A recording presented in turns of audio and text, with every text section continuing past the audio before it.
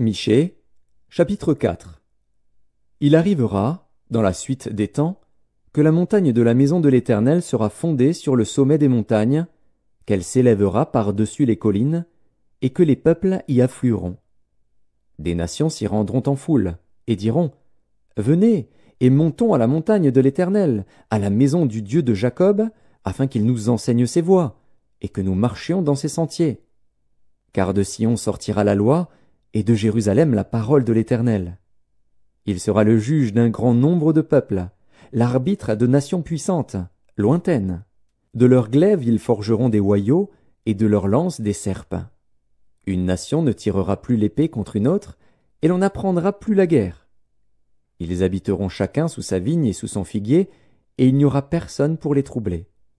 Car la bouche de l'Éternel des armées a parlé.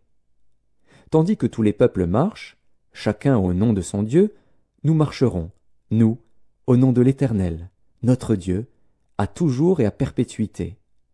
En ce jour-là, dit l'Éternel, je recueillerai les boiteux, je rassemblerai ceux qui étaient chassés, ceux que j'avais maltraités.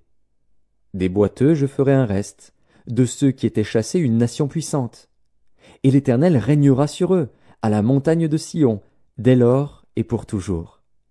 Et toi, tour du troupeau, colline de la fille de Sion, à toi viendra, à toi arrivera l'ancienne domination, le royaume de la fille de Jérusalem. Pourquoi maintenant pousses-tu des cris? N'as-tu point de roi, plus de conseillers, pour que la douleur te saisisse comme une femme qui accouche? Fille de Sion, souffre et gémis comme une femme qui accouche. Car maintenant tu sortiras de la ville et tu habiteras dans les champs, et tu iras jusqu'à Babylone. Là tu seras délivré. C'est là que l'Éternel te rachètera de la main de tes ennemis. Maintenant plusieurs nations se sont rassemblées contre toi.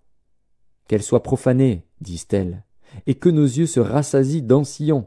Mais elles ne connaissent pas les pensées de l'Éternel, elles ne comprennent pas ses desseins.